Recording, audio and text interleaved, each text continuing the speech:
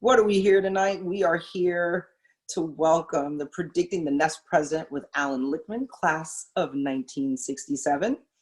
Thank you so much for joining. My name is Monique Nelson, and I'm a proud board member, Board of Trustees for Brandeis. And I would love to welcome you guys to this very timely discussion this evening. Before we get started, I just have a few housekeeping items. This webinar is being recorded and will be available on the Brandeis website on demand library in a few weeks. So you can always come back and share this. And we'd love to hear from you during the session.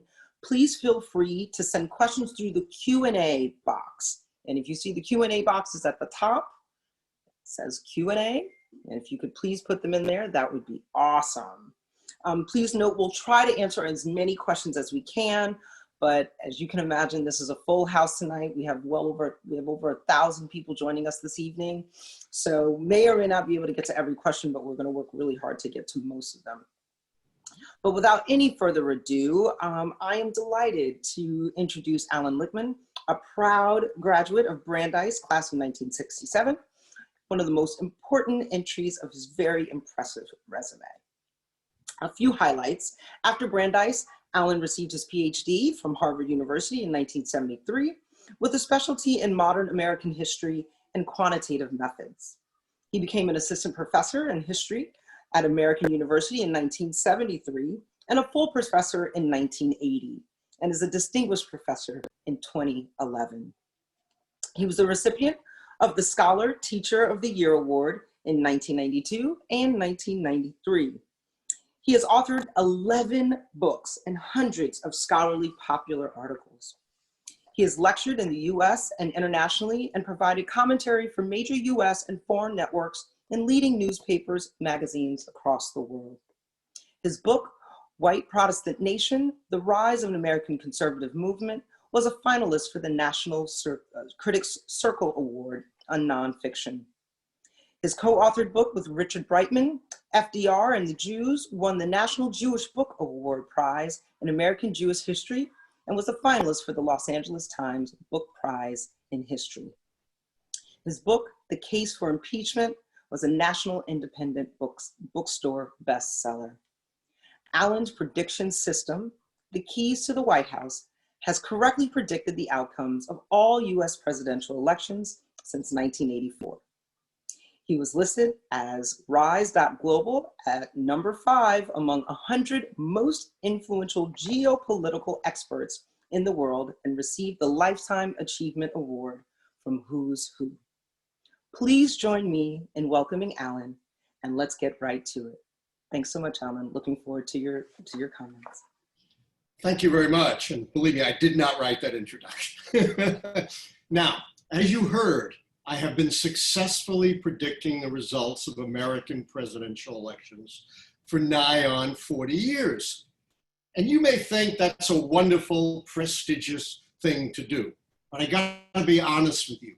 All I succeed in doing is every 4 years making half of the American people really, really mad at me. And having been doing this for 40 years, all of the American people are really, really mad at me. And as you can imagine, predicting Donald Trump's win in 2016 did not make me very popular in 90% plus Democratic Washington, D.C., where I teach at American University, and probably did not make me especially popular among my Brandeis classmates and other alums. But I soldier on. And I have to tell you, there is a Brandeis story behind this, how I became to be an historian who does political prediction. I did not enter Brandeis with the intent of going into history. No, I was a stereotype. I was gonna be, my son, the Jewish doctor, MD type doctor. I majored in bio, took the med boards, was all set to go to medical school, and then I realized 3 things. Don't particularly like being around sick people. I faint at the sight of blood, and I'm really clumsy in the laboratory. So I'm thinking, maybe medicine is not the correct profession for me.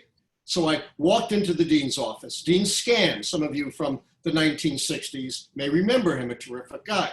And I said, Dean Scan, I'm dropping out of the pre-med program. And he said, you can't.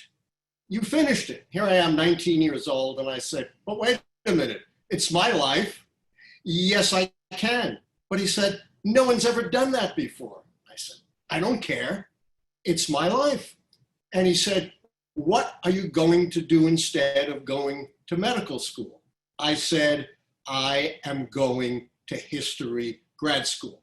Dean Scan took a look at me, got this really funny expression on his face, and he said, Lichtman, you're crazy. No one could imagine giving up medical school for history grad school. In fact, I kept trying to convince my parents, please, it's just another kind of doctor, but they weren't buying it for one moment. But because I had all the science background, I became an historian who specializes in quantitative methodology, using mathematical models to understand trends and patterns in the political history of the United States. And I'll explain in a moment how that got me to the keys to the White House, my prediction system. But because I'm still a professor, I got to have a pop quiz, but you don't have to answer it. I already know the answer for all of you. How many of you have read, seen, or heard anything about this year's presidential election? I know you all have. Well, take all of that material and do with it what the great British philosopher David Hume said you should do with works of superstition. Confine it all to the flames.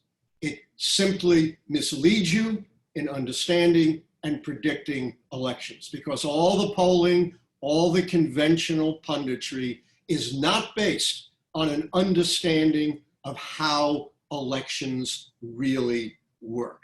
And that is the basic insight behind the keys to the White House, that presidential elections are essentially votes up or down on the strength and performance of the party holding the White House. In other words, my friends, remarkably, it is governance, not campaigning, that counts in the end.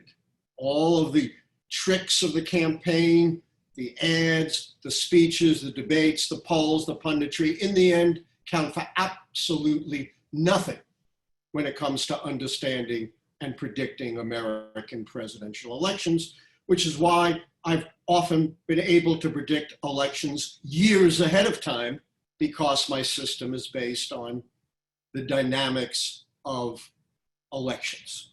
And it's very positive for the American voter, for you, the electorate, members of the electorate. It says, you're not fooled by the sound bites, by the dirty tricks, by the attack ads. You make a very pragmatic decision about whether or not the party holding the White House has governed well enough to get another 4 years in office. Now, as a proud Brandeis grad, I'd love to tell you all as an example that I came up with the keys to the White House by long and deep and brilliant contemplation.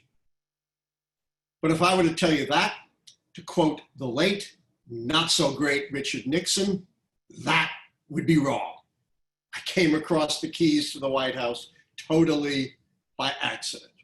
In 1981, I was a distinguished visiting scholar at the California Institute of Technology in Pasadena. And of course, what do you do when you're a distinguished visitor to such a renowned institution of brilliant physics and math? You go to a quiz show. And I spent a lot of my time on tic-tac-toe with Wink Martindale, beat 20 opponents, won 4 cars, won over $100,000 in cash and prizes, which sounds great until you meet the tax man, but that's another story. And if you're interested, I will tell you the whole story about going on a quiz show. But I did have a little bit of time for something else. And I did meet another gentleman whose name was Vladimir Kailas-Borak, the world's leading authority in earthquake prediction, head of the Institute of Pattern Recognition and Earthquake Prediction in Moscow.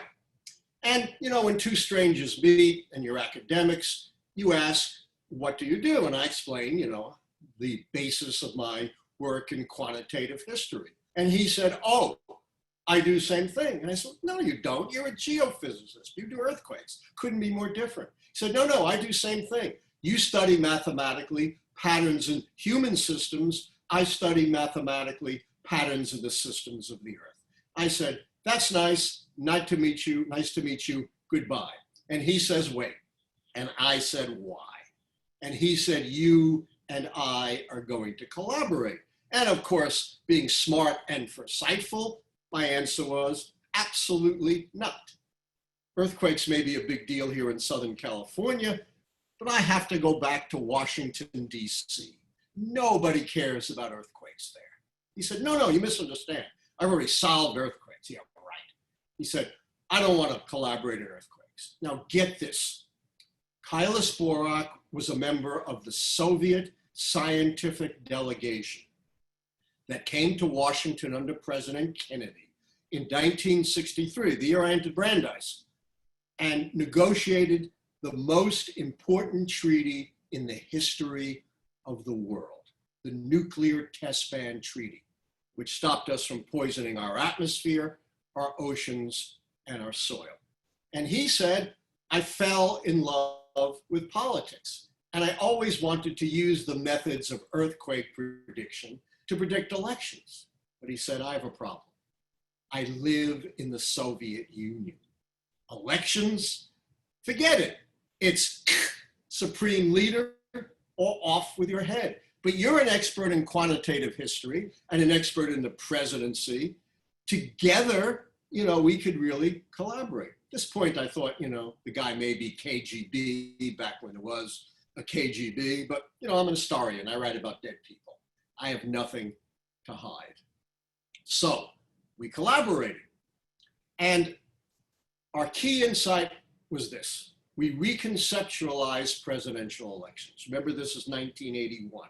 Not as Carter versus Reagan, not as liberal versus conservative, not as Republican versus Democrat, but in geophysical earthquake terms, as stability, the party holding the White House keeps the White House, and earthquake, the party holding the White House loses. And we looked at every American presidential election from the horse and buggy days of politics in 1860, when Lincoln was elected, up to the modern era of Carter versus Reagan in 1980. And we were guided by my insight that what we wanted to look at were factors related to the strength and performance of the party holding the White House. And using Kailas Borak's method of pattern recognition, we were able to separate out the patterns associated with stability and earthquake. And that gave us these 13 key questions, which are simple true-false questions, where an answer of false always goes against the party holding the White House. So, for example, our short-term economy question is, the economy is not in recession during the election year. If that's false, that obviously hurts the party holding the White House. The methodology also yielded a simple decision rule. If any 6 of the questions were false, that is, there were any 6 negative keys, didn't matter which, it's a purely nonlinear, unweighted system, you have earthquake. The party holding the White House has turned out. Fewer than 6, you have stability. And this pattern held over enormous changes in our society, our economy, our demography, and our politics. Now, you got a couple of academics, right? And what do academics do when they make a big discovery like that? Well, you publish it in an academic journal where you actually expect 5 or 6 readers to actually look at it. Well, it turned out 7 people read our article. And the 7th person was the Associated Press science reporter. And I'm sitting in my office in the winter of 1982, and I open up my newspaper. Remember, I'm still a young, naive professor. And I see this article. It says, odd couple discovers keys to the White House. It wasn't Felix and Oscar. It had to be the Soviet geophysicist and the US historian. And I'm thinking, wow, I'm in the paper. Maybe I can go pop with this. So I send this to Jack Limpert, the editor-in-chief of the Washingtonian magazine. Limpert takes one look at it, sees its math, and sends it on to his most junior editor, a guy named Ken DeSalle, Southerner.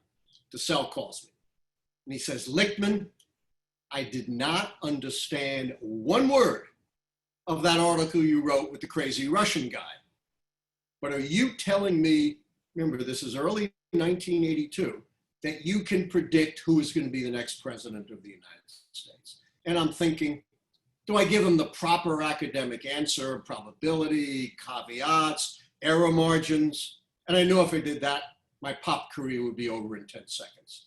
So I said, yes, I can. And that led to my first prediction based on the 13 keys and the 6-key decision rule. And keep in mind here, as we get to this, that the keys gauge the big picture of incumbent strength and performance. They don't look at the polls. They don't pay attention to the pundits. They don't look at who's up or down on a day-to-day basis. They don't look at the ads, the fundraising, the tricks of the campaign, the speeches, the debates. They look at things like the fundamentals, midterm election results, third parties, whether the sitting president is running, internal party contests for the party holding the White House, short and long-term economy, policy change, social unrest, scandal, foreign policy successes and failures. And only 2 keys have anything to do with the candidates. And they are extremely high threshold keys. They ask whether the incumbent party candidate is one of these once in a generation, broadly inspirational, charismatic candidates who brings in lots of folks from the other side. And they ask whether the challenging party candidate is not one of those once in a generation inspirational candidates. So we are really looking at the big picture, things that don't change very easily. So I wrote my article in the April 1982 Washingtonian called How to Bet in '84, in which I predicted Ronald Reagan's reelection in the midst of what was then the worst recession since the Great Depression, when Reagan's approval ratings were no better than Jimmy Carter's, a one-term president at a comparable point in his incumbency. Well, this attracted some attention. I get another call from another Southerner, and the gentleman says, Professor Lichtman, this is Leah Order calling, political director of the Ronald Reagan White House. We want you to come to the White House. And I said, you sure you've got the right guy? I kind of like George McGovern. No, he says, we know who you are. Okay. So of course, I go to the White House. And Lee's a history buff, and he wants to talk about Kennedy versus Nixon or Harry Truman's supposed come from behind victory. And he introduces me to all the big shots, you know, the cabinet, the vice president, the whole crew. But none of that was the reason why he brought me to the White House. We don't know who Lee Atwater was. He was Karl Rove before there was a Karl Rove. And compared to Atwater, Karl Rove looked like a kindergarten teacher. Atwater was the master of dirty politics. He very sadly died young in his 40s and recanted all of his dirty tricks on his deathbed. But here's the real reason Atwater, the practical pal, brings me to the White House. He looks me in the eye and he says, what would happen, Professor Lichtman, if Ronald Reagan didn't run again in 1984? Perfectly reasonable question for a guy in his 70s. And I'm thinking the damage, no, I'm gonna give it to you straight, Mr. Atwater. Right now you're down 3 keys. Sure win. You have to be down 6, and there's no way 3 more keys are gonna turn. But look what happens if Ronald Reagan doesn't run again. You obviously lose the sitting president key, that's 4. You lose the party contest key because Bush and Kemp and Robertson and all those guys will fight like crazy. That's 5. And without the Gipper, you lose the incumbent charisma key. George Bush charismatic? Come on.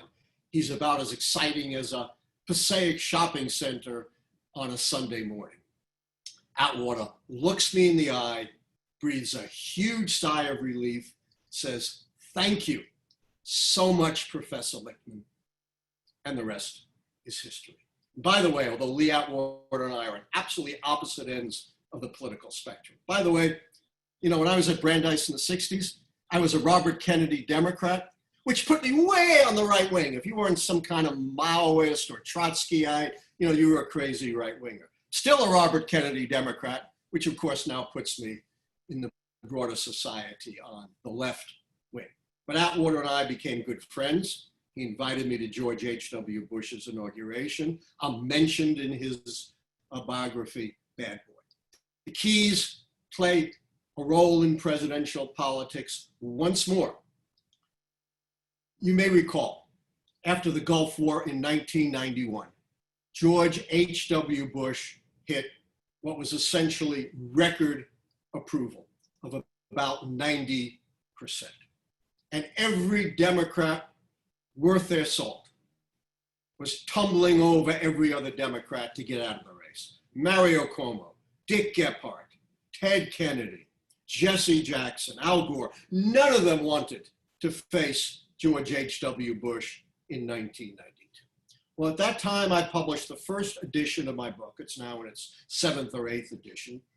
I encourage you to get it. It's easy to find on Amazon or Barnes & Noble, Predicting the Next President, The Keys to the White House 2020. Well, this was the keys to the White House way back for 1992. It was written in 1991. And I wrote, based on the keys, Bush is a Carter, not a Reagan, a one-term president. Did any of the big shots listen? Of course not. They never do, and I'll explain why at the end of my talk when I talk about some of the deeper meanings of the keys. But someone did listen. My path seems to have been crossed with Southerners. I don't know why, being a good Jewish boy from Brooklyn, but that's the way it was. Another Southerner calls me, and she says, "This is Kay Goss calling from Little Rock, Arkansas, special assistant to Governor Bill Clinton down here." Then her voice gets kind of deep and the Southern accent seems to disappear. And she says, "Lichtman, are you serious that George Bush can be beaten in 1992? I said, "Yes, I am." I sent Bill Clinton a copy of my book and a memo, and the rest is history. So either way, you got something to be mad at me about. And by the way, I was supposed to get Bill Clinton's personal copy of my book, which he kept not in the Oval Office, but in the inner office with all the annotations that Bill Clinton, who's a reader, put down. But you may recall the transition in 2001 was a little bit shaky, and someone stole my book. So if you see it out there, you tell them it belongs to Professor Lichtman, and they should send it to me. Now, one of the great things about the keys that I've pointed out to you is because they deal with the underlying dynamics of elections, not with polls and punditry and day-to-day events. You can often predict elections way in advance. I predicted 84 in April of 82. I predicted George H.W. Bush's win in 1988 in May of that year, when he was 17 points behind his Democratic opponent, Michael Dukakis. So, the infamous Willie Horton ad and the other dirty tricks had absolutely nothing to do with Bush's win. He was running on the Reagan record, which was a very strong one. I predicted 2004 and early 2003. I predicted 2008 and April 2006. In fact, I said the keys were so strongly falling into place against another Republican term that the Democrats could nominate a name out of the phone book and elect that person president. Now, of course, that's kind of what they did. Who had heard of Barack Obama back then? And I predicted the very hard to call 2012 election in January 2010. I could already see the keys lining up in favor of Obama's reelection. And that elicited, by the way, a scathing attack from Nate Silver, published attack. He wrote a long thing, I wrote a response, and he said it's impossible to call elections that early. And my response was, yeah, using your methods, which are based on polls, it's utterly impossible. But if you're tapping into the dynamics of elections, it can be done. Well, ultimately, he came around to my point of view of predicting an Obama win. And I wrote to him, and I said, let's do a joint article explaining how using totally different methods, we came to the same answer. No response. And remember, pretty late, the polls were showing a Romney win, but I stuck to my guns. But sometimes the keys don't fall into place until much later. And that is the case this year. We're now going to get to my prediction for 2020 and how I arrived at it. As of late 2019, less than a year to go before the election, President Donald Trump was down only 4 keys. That's 2 keys short of predicting his defeat. But then, as we know, everything changed in America in 2020. We were hit with the worst pandemic in 100 years, by far, one that's still going on, regardless of what Donald Trump may be telling you. And of course, with the cries for social and racial justice. Well, after my call for Donald Trump in 2016, I got this very interesting note from the president-elect. Congrats, Professor, good call. And in big Sharpie letters signed Donald J. Trump. So Trump acknowledged my prediction in 2016, but he did not understand the deeper meaning of the keys, which is that it's governing, not campaigning that counts. And when you are the sitting president, you are judged by your record. As Herbert Hoover, the guy who presided over the Great Depression, guy who should know, once said, as president, you get credit for the sunshine and blame for the rain. Well, it's raining really hard in America. And here's what happened. Rather than substantively dealing with these issues, which would have greatly helped his reelection, instead, he reverted to his 2016 playbook when he was a challenger and thought he could talk his way out of the problems facing America and his administration. Didn't work out at all for him. The result was he lost 3 additional keys. The short-term economic key, which is measured by the existence of an election year recession, which we've been in for some time. The long-term economy key, because the sharply negative growth has pulled down his long-term average so far. And of course, the social unrest key, because of what is raging across the land. So Trump goes from 4 keys down, 2 keys short of defeat, to 7 keys down, 1 more than is necessary to predict his defeat. Now, he is the greatest master I've ever seen of distraction and deflection. And he's tried to deflect this off on everybody, whether it's China or Barack Obama or the Democrats in Congress. But remember, he is the president and he gets uniquely the blame for the rain. So my final prediction for this year is that Donald Trump will become the first sitting president since Bill Clinton beat George H.W. Bush in 1992 to lose a re-election bid. Moreover, my friends, something remarkable here. Never in the history of the United States has the party holding the White House suffered such a sudden and dramatic reversal of fortune in just a matter of a few months. It's absolutely never happened before. Now, few comments in closing the last 10 minutes or so about some of the deeper meaning of the keys. As you may have noticed, some of the keys require judgment. Some of them are cut and dried, like midterm election results, or whether there's a sitting president. But others, like charisma or scandal, require some degree of judgment. And when I first came out with the keys, I was blasted by the professional forecasters because, I had committed the sin of subjectivity. And even though I'm Jewish, I'm going to confess I am a sinner. I did commit that sin, but not really. It's not subjectivity, it is judgment. And I tried to convince the professional forecasters that when you're dealing with human systems, something we historians know real well, you can't eliminate judgment. You can't reduce human behavior to an equation. Those who've tried have failed. And I said, moreover, while you may have your own opinion, it's not random judgment. Any judgment you make for the system has to be done within the parameters of the system. And when you buy my book, you'll see each key is very carefully defined.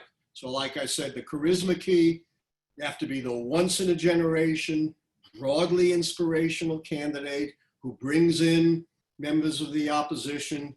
You can't just appeal to a narrow slice of the electorate, which is why neither last time nor this time do I give Trump the charisma key. The other thing that constrains it is I've answered all these questions since 1860, and you have to be consistent with how you've answered it. So a lot of people have said, well, the UAE, Bahrain, Israel treaty, surely that flips in Trump's favor your foreign policy success key. And I say, no, read the definition. It doesn't fit. Look how I've answered previous questions. I've only counted one treaty since I've been predicting elections as flipping that key, and that's the monumental nuclear arms control treaty between the US and the Soviets during the second Ronald Reagan term. I didn't count the 1994 treaty between Israel and Jordan. Jordan's a far more important country than Bahrain and UAE. Didn't count the Iran nuclear accords, didn't count the Paris Climate Accord. So clearly, this doesn't fit. And also, consonant with my definition, it really hasn't made a ripple in the United States. What did the Republicans devote? A couple of sentences to it in 10 plus hours of their convention, and it's been totally drowned out of the headlines. So I made these arguments, not obviously about this treaty, but about the need for judgment and how the judgment is constrained. It took, more than 20 years. But by the early 21st century, the professional forecasters had seen the light, and they realized a very successful way of forecasting is to do like the keys do, combine quantitative and judgmental measures. That's more accurate than trying to reduce human behavior just to an equation. And suddenly the keys were the hottest thing in forecasting. I twice forecasted the International Summit on Forecasting. A special issue of the Journal of Applied Forecasting was devoted to my system.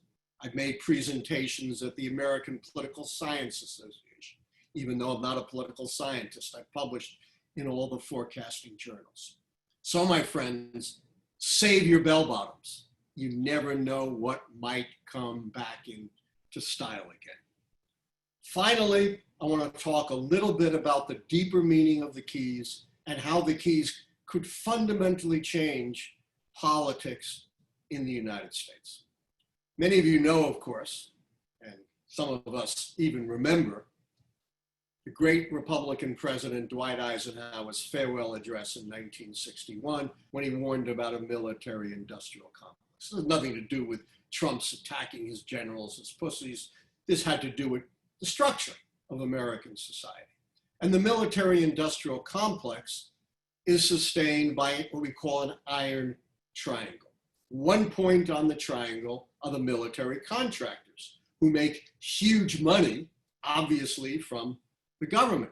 Another point is the congressmen and senators who want military contracts in their states and districts. And then the third point is the military itself that wants all this weaponry and hardware. To this day, we really have not broken the grip of the military-industrial complex. And while Trump may demean his generals, he may call war heroes who are dead losers and suckers, he is at the center of the military-industrial complex. He's always bragging about how he's thrown all this money at the military, how he sold all this military hardware around the world, which from my point of view just contributes to more death and more destruction. But the main point here is that there is a political industrial complex, and it has its own iron triangle.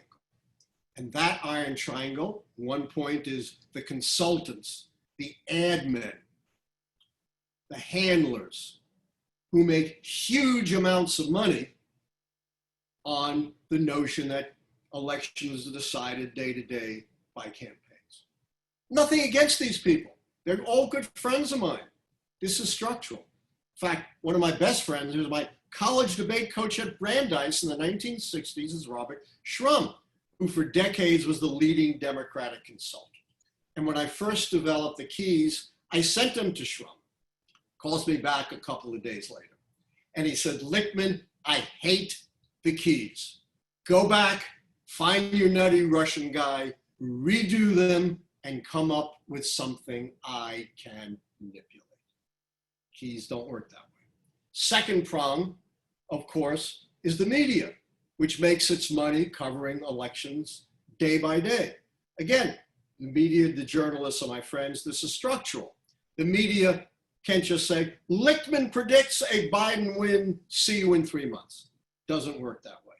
And then the third point on the triangle is the candidates who are afraid to go against the media, the consultants, the admin, and the handlers. And I have been raging for 40 years to try to break the iron triangle, but it's so deeply embedded in the structure of our politics that they don't listen.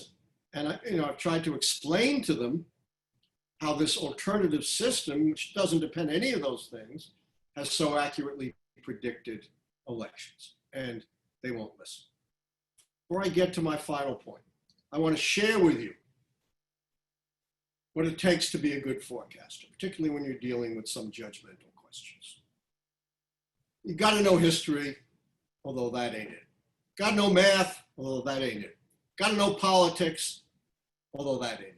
The most important thing in being a good forecaster is putting aside your own political preferences. If you don't do that, you are absolutely worthless as a forecaster. You're going to be wrong about half the time.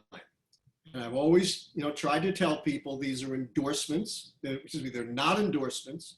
They are predictions. And going into this year, I've called 4 Republicans and 5 Democrats.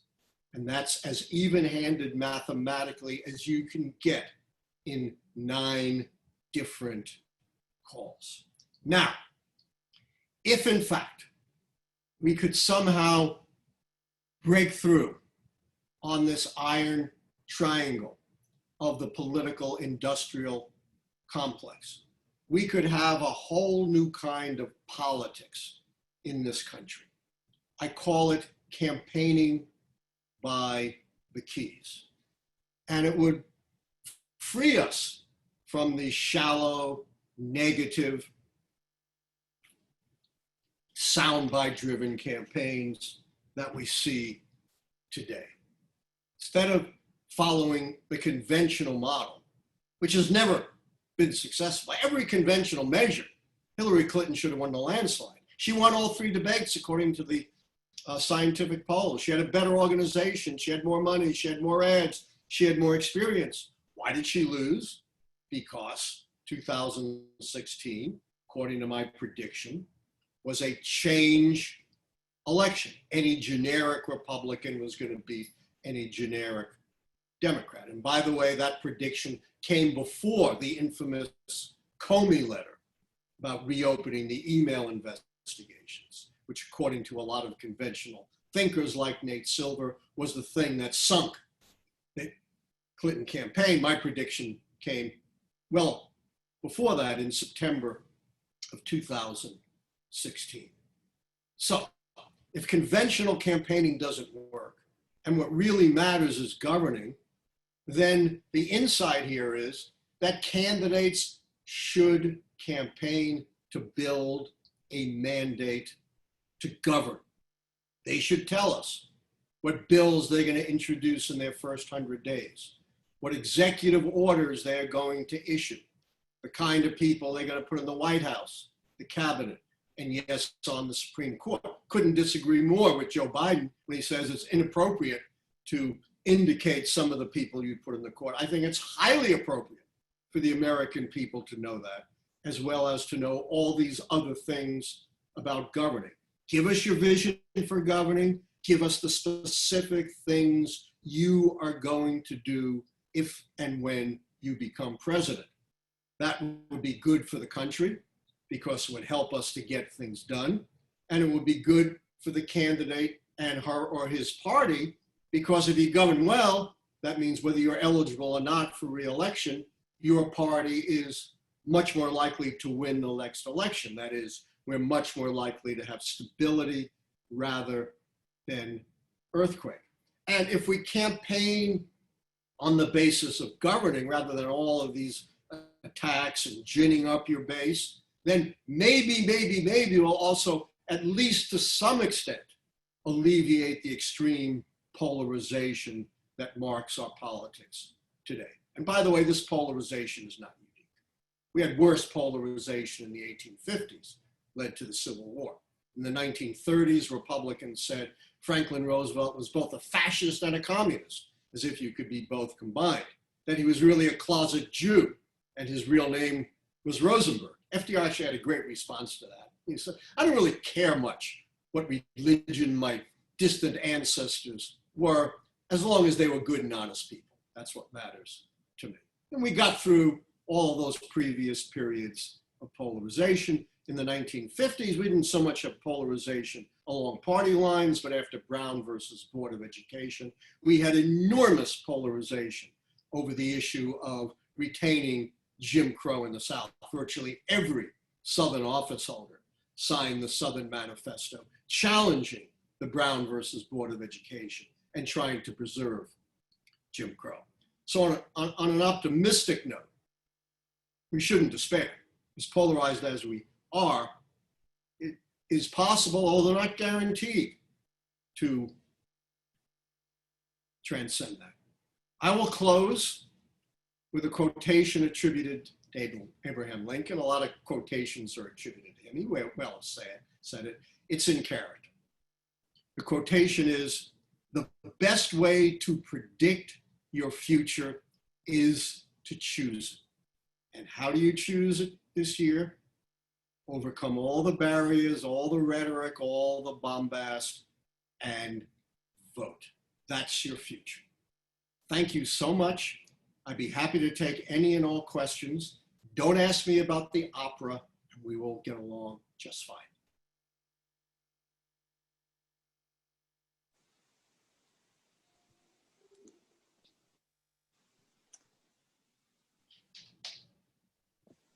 Thank you, Allan. Thank you. All right, so we have a ton of questions, you can imagine, but what we would love to start with, could you just go over the 13 keys? Just go through them if you could. We've got to stand now or just list them? You can list them and give, if you can give a brief Sure. description, that would be awesome. Key 1, party mandate based on midterm election results. That is false. Republicans took a pasting. Key 2, contest, true. No serious contest for Trump's renomination. Key 3, incumbency, true. He's the sitting president. Key 4, third party, no significant third party. They got to be polling at least 10% under my system. So on the first 4 keys, Trump's down only 1, but then we get to some others. Short-term economy, false. There is a recession. Long-term economy, key 6, false, because of the sharp negative growth. Policy change, true, mostly through executive order, but also through his big tax cuts. Trump has fundamentally changed policies of the Obama years, particularly in the area of taxes, immigration, and the environment. Key 8, social unrest, false, as I've already explained. Key 9, my favorite key, the scandal key, as only the 3rd president to be impeached by the full House. Trump clearly loses the scandal key, never mind all the other scandals. I turned the key against Bill Clinton's Democratic Party for 2000 when he was impeached, and he was impeached for a much less serious offense than trying to rig an election, covering up a consensual affair. Key 10, foreign military failure. I count that as true, although it's pretty shaky. Key 11, for reasons I explained, foreign military success. I count that as false. Key 12, incumbent charisma. I've explained you have to be this once in a generation, broadly inspirational candidate, like Ronald Reagan, who brought in all those Reagan Democrats. Well, Trump's a great showman. He's got great flash. You saw the note he wrote to me, but he appeals to a very narrow slice of the electorate. His strong approval rating is somewhere between 25 and 30%. Over 60% of Americans don't like him and don't think he's honest and trustworthy. And he hasn't brought in any Trump Democrats. Democrats are 95% against him. So the incumbent charisma key is false. The challenger charisma key is true. Well, Biden is not a John F. Kennedy or a Franklin Roosevelt. He's an experienced guy. He's an empathetic guy, but he's not the once in a generation inspirational kind of candidates. So that's how we get to our 7 falses and my prediction of a Trump defeat. The falses are key 1, party mandate, key 5, short-term economy, key 6, long-term economy, key 8, social unrest, key 9, scandal, key 11, foreign military success, key 12, incumbent charisma. Awesome. Thank you so much for that. Not bad for an old guy, huh? Not bad. Not bad. Thanks so much. Really appreciate the overview. So now we're going to get right into the hundreds of questions that have come in. But I'll answer as many. Won't be, yeah, but I've grouped a few. There's some key themes here. So a lot of folks want to understand electoral versus popular vote. And most certainly with the 2016 election, can we talk a little bit about the keys, how that affects that discrepancy? That's probably the most important question anyone can ask. When I first developed the keys in 1981, this wasn't an issue. You had to go all the way back to 1888, very different politics for the popular vote and the electoral college vote to diverge. But that we know it diverged in 2000. And that worried me, but it didn't worry me too much because 2004 was a Republican call. You know, Republicans win the popular vote, they're gonna win the electoral college anyway. 2008 and 2012 were such overwhelming Democratic calls for Obama that it didn't bother me. But going into 2010, it bothered me a lot. And starting in 2016, I began predicting only the winner because the political baseline had so fundamentally changed. Models can't stay static. They have to adjust to changes. And I didn't change my keys, but I only called the winner in 2016. That's why I got that nice note from Donald Trump. And here's what's going on.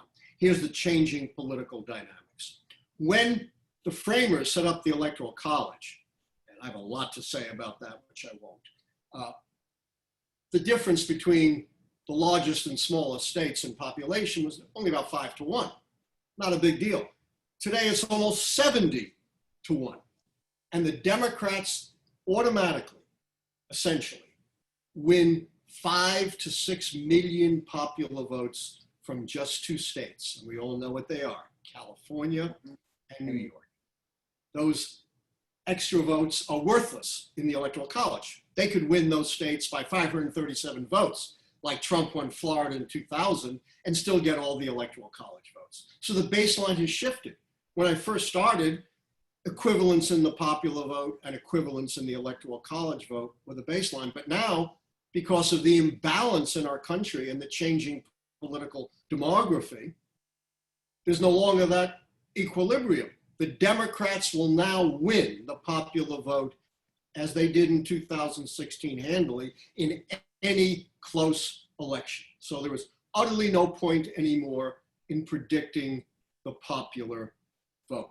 I only predict the winners of the election. But more broadly, forget about the keys. This is a huge flaw in our democracy. We no longer, because we're stuck with an 18th century obsolete institution, we no longer have governing by the consent of the governed. Instead, we have a real probability of minority rule, which is also, of course, abetted by Senate. So the smallest state, which has close to 1/70th of the population, has the same 2 senators as California. So kind of minority rule, which may have worked well in the 18th century, is built in to the 21st century. It's a great thing to be the world's longest running democracy, but on the other hand, we're saddled with these obsolete 18th century institutions. I gave you a long answer, and the reason is I do think that is the most important question. It is, and that was the one that came up probably the most often. So thank you for that. And I'm sure we can speak all night about the Electoral College and what we could go on. I teach a whole class on the Electoral College. Awesome. But let's get to other questions. Let's get to some other questions here. So the other popular one. So now with RBG, rest in peace. What do you believe that will do to the election? Sure. I've been asked that question a lot in the last few days. And my answer is, to quote the great Zen saying, unask the question. It doesn't turn a key. Unless it turns a key, it has no impact on my system. That's why I'm never worried about October surprises, because the keys are so high threshold and they're such big picture that even someone as brilliant as Bob Shrum can't manipulate them. And even Jared Kushner couldn't arrange a treaty big enough to turn the foreign policy success key. Now, let me stand outside the keys, which I don't normally do, and just give you a conventional political answer. At first blush, you would think this might help Trump, because if Trump is good at anything, he is the master of deflection and distraction. And anything to distract from over 200,000 tragic deaths. And Trump keeps commenting on it like it's a huge success, and he doesn't care that all these people died, and he certainly doesn't care that they died in a blue state like my state of Maryland, but leave that aside. The most recent polling suggests it doesn't help Trump, that more people than not want Biden rather than Trump to pick the next Supreme Court nominee, perhaps realizing they want a little more balance on the court, and maybe they don't want someone on the court who's going to overturn the Affordable Care Act and Roe versus Wade. And although it's close, the poll also showed that the RBG opening, 30% were more likely to vote for Biden and 25% were more likely to vote for Trump. So at worst for Biden, it's a wash. Got it. Thank you. Thank you. So as we kind of, keep moving forward on some of the keys, folks keep asking about, can you apply the keys to the Senate and down ballot races? I tried that way back, I think it was in the 1990s. Mm-hmm. And think about it. One set of questions applied to all 50 states. Not an easy thing to do. But I did develop the keys to the Senate, which, by the way, bore utterly no resemblance to the keys to the White House. Totally different, in some ways opposite. So a bad economy hurts the president, but it helps the sitting senator because the voters think, oh, things are bad. I want to put this guy back in because he's got a lot of clout.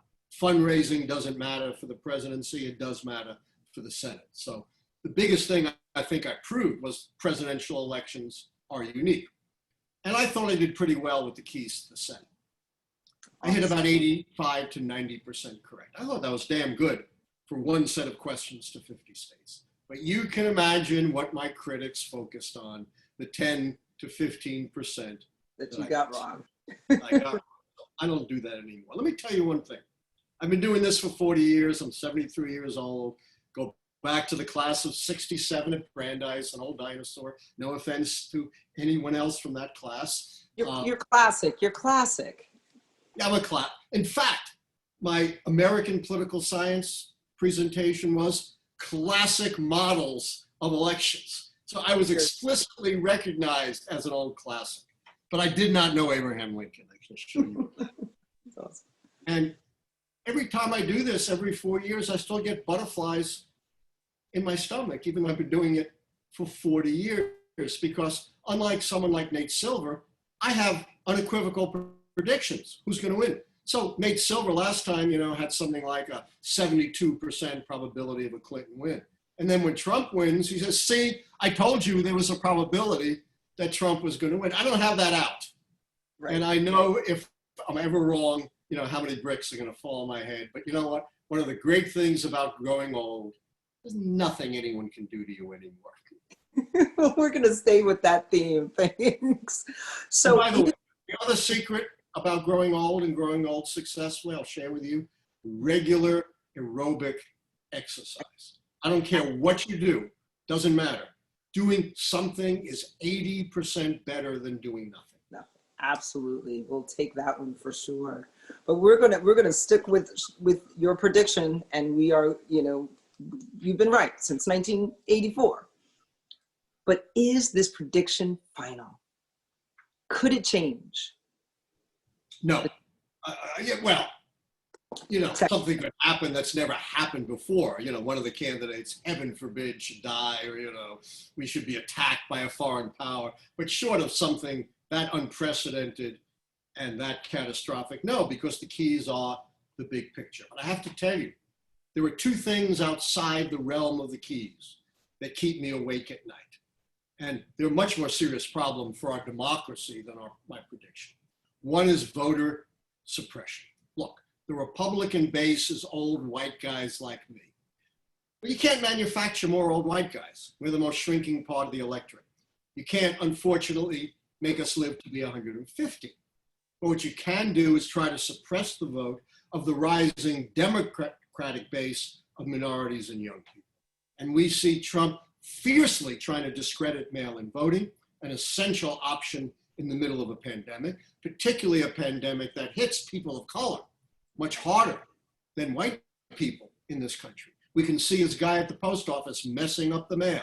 We could see his appointee, William Barr, in justice, trying to act to suppress the vote. That's scary because a democracy depends on a full and fair vote. Other thing that keeps me up at night is Russian intervention.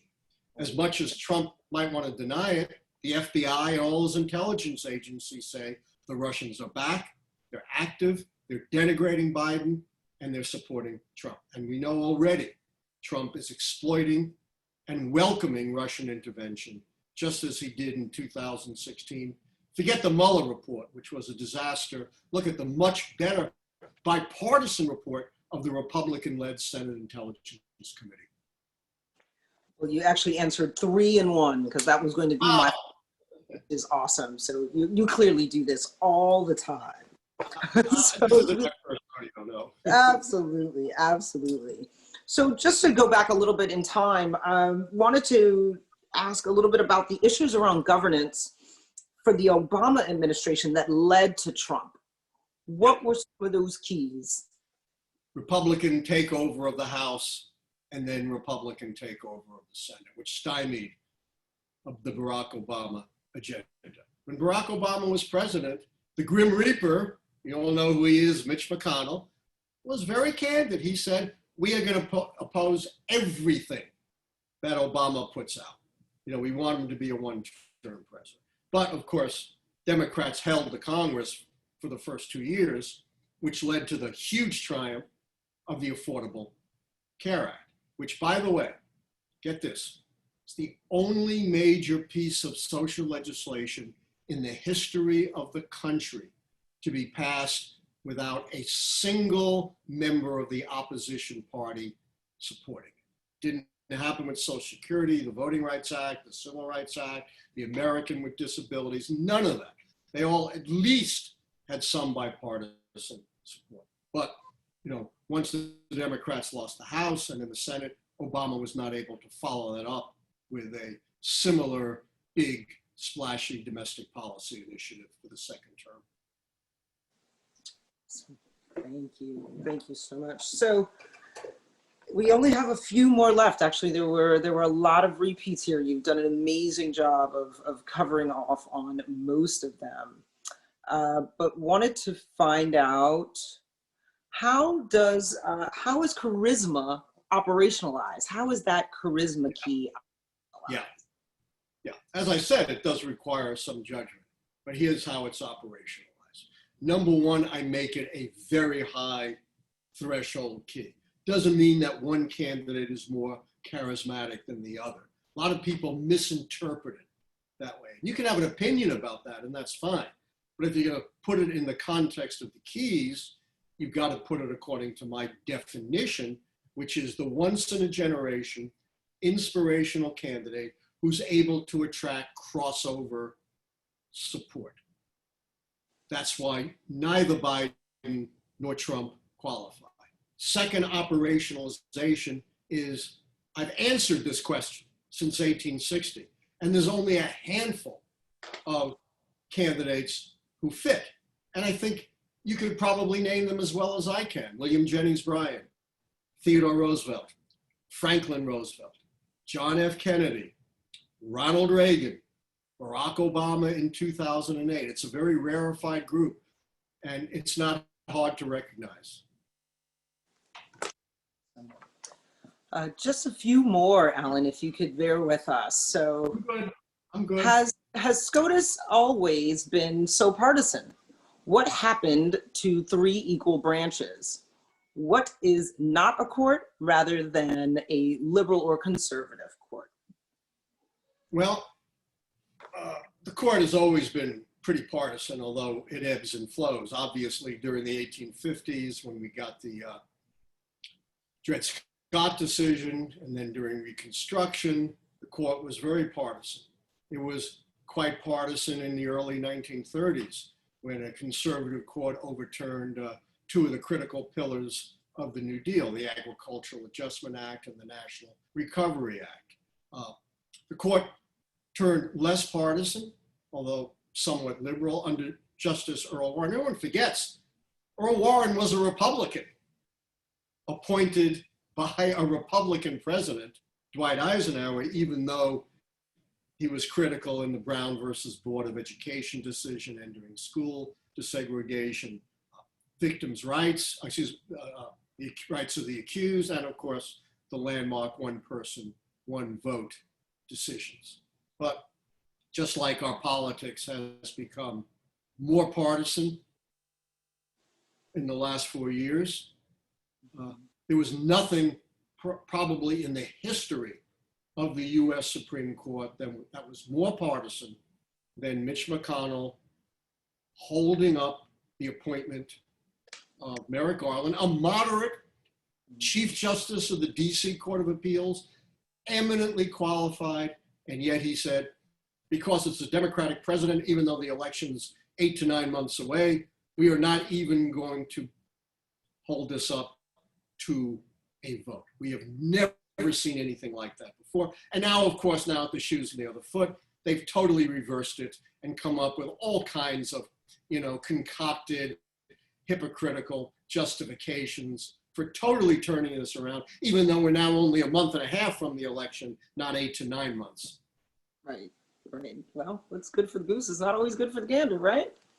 So, all partisan politics, Chief Justice Roberts has tried to say there are no Republican judges, there are no Democratic judges. And for a time, that was true. One of the more liberal justices we've had was David Souter, who was a Republican appointee. Whizzer White, that was his nickname because he was a great football player. A John Kennedy appointee proved to be very conservative. Absolutely. Last two questions. I know we're running short on time, so want to get these last two in.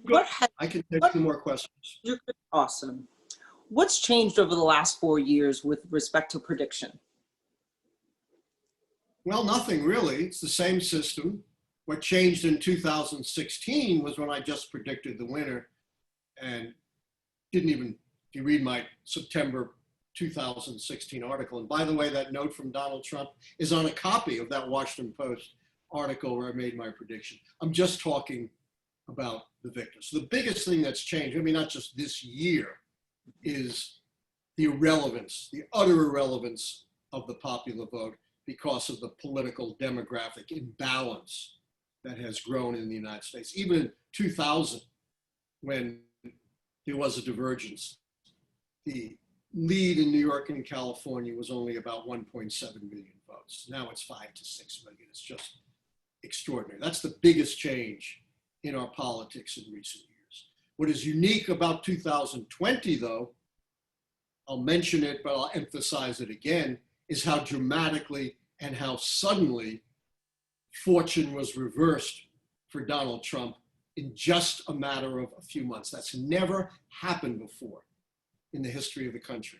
And, you know, as Herbert Hoover said, you're the president, you get the blame for the rain. You're the president, not Bob Woodward, not Barack Obama, not Hillary Clinton, only you, Donald Trump. Last question. Have you ever changed the keys? Have the keys always been the same? At the very beginning, before I made a prediction, I made a slight modification. We moved from 12 to 13, a much better, uneven number, which was better for developing the decision. Well, that was done in 1981 before any prediction was made. The first prediction was based on exactly the same set of keys. You know, every 4 years, people say to me, got an African-American running, big change, the keys won't work. Got a woman running, big change, the keys won't work. Got social media, big change, the keys won't work. And my answer is, the keys are an incredibly robust system. They go all the way back retrospectively to 1860 and have endured through vastly greater changes than that in our politics, our economics, our society, and our demography.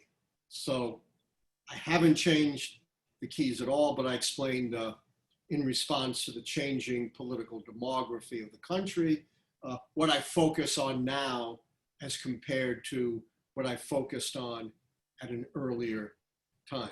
And you know, the basic lesson here is, although times change, the basic pragmatic, rational decision-making of the American people has not changed. And that should be a very optimistic and extremely positive message. But again, this all depends on a fair and full vote. Suppress the vote, and who knows what might happen. Absolutely. Allan, thank you so much. This has been wonderful. I always look forward to your predictions. I love the keys. I wish we could use the keys everywhere. But hey, the world's only do-it-yourself prediction system. Right. All of this Brandeis alums can make their own calls. Exactly. So I thank you so much for your time, your effort, and spending it with us this evening.